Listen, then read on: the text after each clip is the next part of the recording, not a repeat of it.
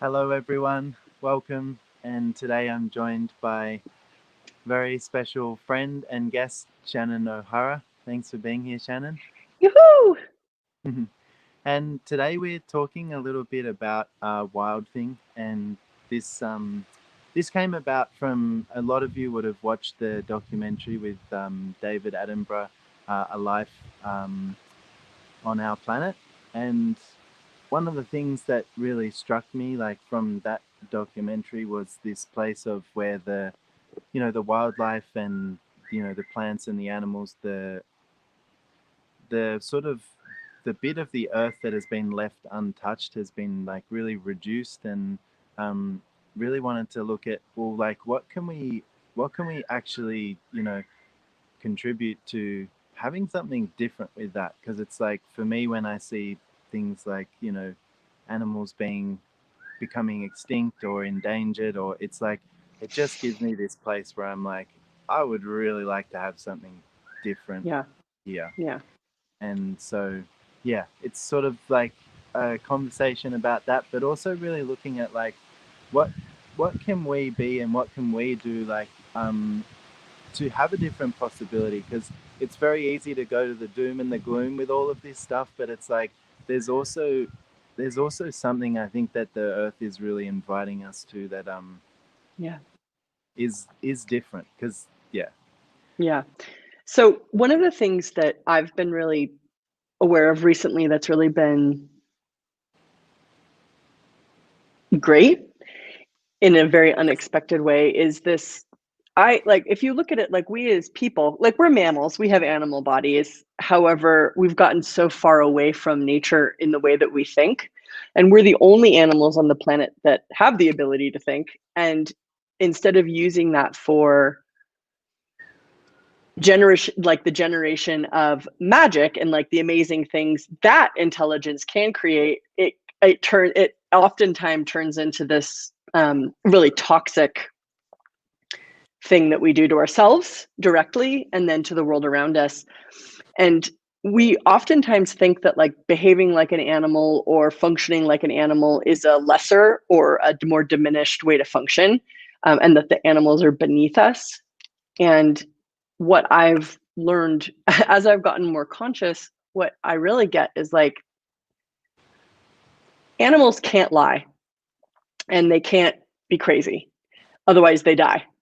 So, and they also can't be unaware. Otherwise, they die. Yet we as people get away with all three of those things tremendously, but but the earth and we in our lives pay a heavy price for that.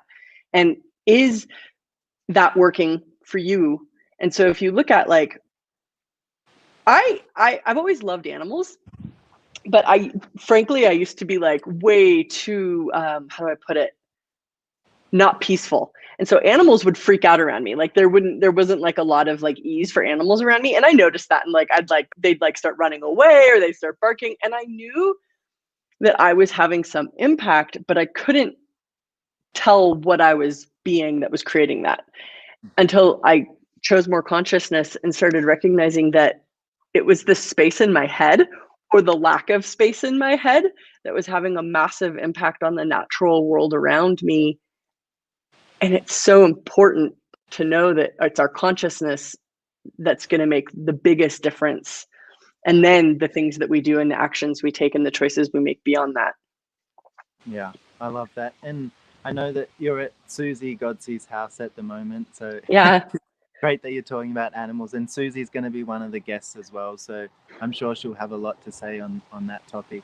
And yeah, I mean, one of the things that you mentioned was, this place of the thinking, and, how it's like so many of us as well have made that like a wrongness because of the destruction that we see that it creates, like you were saying, in our lives and, in the lives of others around us. And, Gary Douglas, the founder of Access Consciousness, talks about it being like one of the greatest toxic wastes on planet Earth, Right. is recycling really going to create something different? But it's like, so, what actually will create something different, and what can create something different? But yeah. Well, I think we gravely underestimate the impact of our like points of view in our headspace. And that's the thing. What I love that you've called this thing that you're creating wild thing, because it's like the will, like when you say wild, like where do most people go with that? Some people are super inspired, but a lot of people are afraid of the wild at this point. And we've lost our ability to deal with nature, and we retreat into these artificially created environments that, don't get me wrong, I love air conditioning and I love heating and I love modern conveniences, but losing the ability to interface with nature is not not something that I particularly want. So just now we were walking down the road here, and there's some dogs that live on their property next door, and I love it because there's like the fence, there's like so much gap on the fence that they could just come out onto the road. And they came out, we were walking down the street and they came out, and at first they were like chilled out, and then, like, as soon as we put our attention on them, they like started growling and barking. And this whole like scenario like flashed before my eyes. I was like, do we pay attention to them? Do we just keep walking? Where do we go with this? But I realized the dogs were sort of like, I knew because I was willing to listen to them. They just wanted us to keep moving. But what had happened was we stopped walking and faced them, because we thought we were being friendly and we should pay attention to the dogs. But mostly they just wanted us to keep going. And so as soon as we started walking, they stopped barking. And it's that ability to listen to the animals that I actually think is of tremendous value. And if we start making animals below us, we've lost one of our greatest powers, which is the connection to the earth. Yeah. Actually, I have a story as well about animals. When I was young, I like when I was a baby, my mum tells this story about how she was changing the sheets, and we lived in like a place in, you know, the deep forest when I was little, and she was changing the sheets and lifted the pillow, and there was a snake actually curled up under this pillow, and it had been there the whole night, and it had just been there for the, you know, the warmth. But it's like it hadn't done anything. It wasn't, you know, like a danger to me or anything. It was just like laying there sleeping. And, you know, it really gave me this different place, because so much of what people talk about with snakes is it's going to kill you, or it's going to, and, you know, a lot of people don't like snakes, but like for me, it gave me this really different place of like, oh, it's like, it's, you know, and I guess I've always had that with me as well, of like, the animals are not here to like harm us, and like if you get in its way or if you do something, it will protect itself and do whatever it can too. But Yeah. it's like there is so much sort of like invented stuff around, you know, that animals are bad because they can in some circumstances, you know, like harm us, or but they contribute so much to the like the energy of the land in a different way. And I think we as people, you know, like talking to Tim and Tanya Bottoms on the last Facebook Live as well, it's like they talk a lot about, you know, how you can be different energies with the earth that actually contribute to it being greater. And that's something I guess maybe is like, I would really like to see us embracing that side of us, and that would be to me the like the wild thing in all of us. Interesting. So how do people embrace the wild thing? Well, I think it's like, you know, if you look at like the, like how many of you have some place within you where you know, but also there is like there's something different about you, that you have like a place where you're connected to everything. And it's like, you know, how much time do we spend denying that rather than like actually allowing that? Yeah. Yeah. So that's an awesome first step. I mean, recognizing, like, not rejecting the connection with everything. And I mean, and that's why animals can sense so much more than us, because they're interconnected. They haven't separated from the interconnection of energy. And we're not really separated from the interconnection of energy either. We just pretend we are. And that pretense is what takes us away from nature. Can I ask you something, Shannon? I know Yeah. at the end of the maestro class, there was some sort of like awareness that you got about a different way that like of being with the earth, and also like requesting something different of the earth. Can you sort of talk a little bit of, I could try. I would say yeah, that's a pretty big conversation for like a Facebook Live. okay, But I can do my best. It's like, and it's interesting. So if you go back to what you said, like I got a different way of being with the earth. It wasn't even really it was with anything. It was I got being on in a whole nother dimension and stratosphere. And that's essentially what I was talking about earlier, talking about like my impact on the animals and watching how my headspace was affecting not just the animals, but really it's like our headspace. It's like when you're thinking, you're not being. And thinking is so common, like we're all familiar with it, and it's like a socially acceptable and understood behavior. But being is this incredibly unfamiliar and heavily invalidated and ignored space. And so essentially it's like the earth bees. Nothing here thinks except for people. So it's like the earth bees, the animals bee, and it's the being that's one of like the building blocks of the universe. Thinking isn't a building block. Thinking just like is a distraction that's like constantly roaring in your universe, like a jet engine. So if you take away the thinking, then what's left? Being and knowing. And so, but and being has like no, you can't understand being. There's no logic. There's no reason to be. There's no justification for being. And so it's this it can be extremely awkward to value it or even want it because it so totally doesn't fit into this. It so doesn't fit into the human reality, but it is what the rest of the world is. The forests be, the oceans be, the animals be. That's what that energy is when you go out in nature. It's being, and that's why nature can feel so nice. So I got being on a whole nother level, but what occurred in addition to getting being on a whole other level was I got rid of a whole other level and layer of this distracting doubt and like need to understand or to think or justify, which is really very freeing. yeah.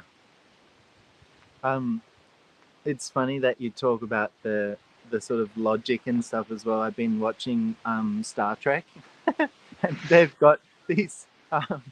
There's this one like species of people called Vulcans, and their their whole sort of philosophy is logic. But some of the Vulcans start to kind of like change the way that they function because they see that like logic can't really like create everything, and they see that like there's this access to kind of like the, I guess, like the magic and everything that like logic doesn't really give you. And yeah, it's been interesting to watch the change on that and level. But and and logic has its place for sure. yeah, And if you look to nature and if you look to the wild, there is a harmony and a balance that exists there that doesn't have a logic. It is something different.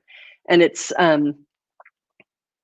ultimately the intelligence of consciousness, which, I mean, right at its root, I think that's probably what's missing from most people, which is why our lives become an erosion of the earth rather than a collaboration and a harmonization with the earth, which I think would be such a different life and such a different world.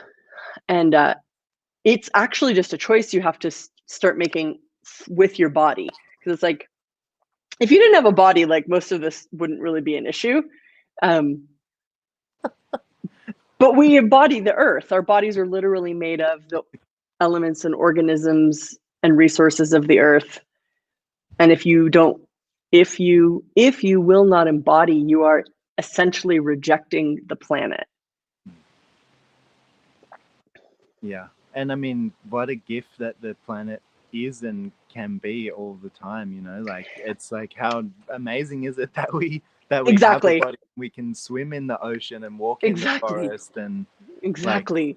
how lucky and privileged are we to share this gift with the planet.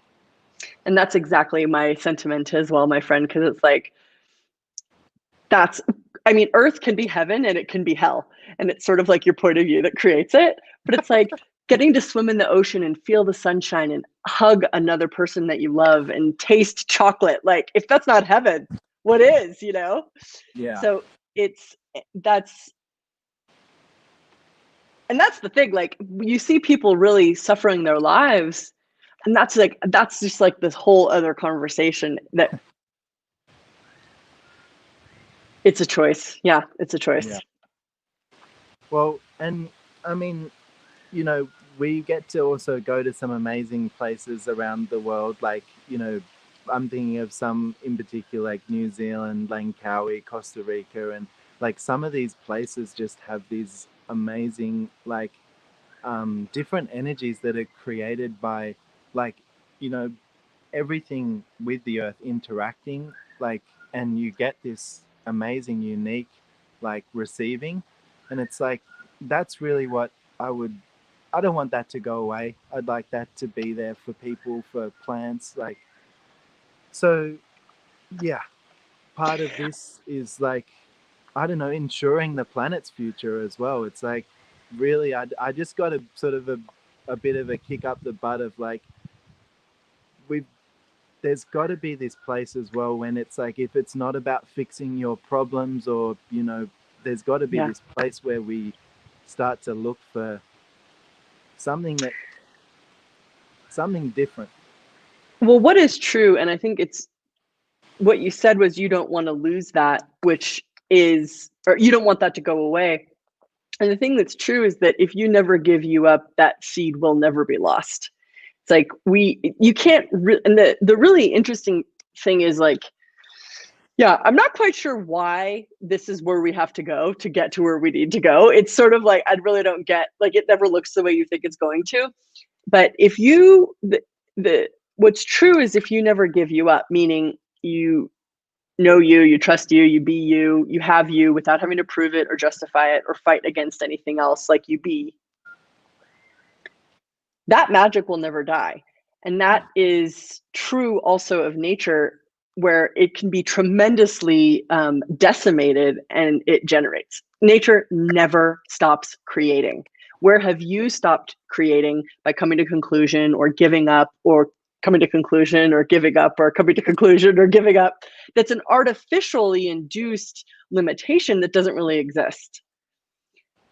In that David Attenborough special that you're talking about that's on Netflix, what's it called? A Life on Our Planet. Yeah, a life on our planet.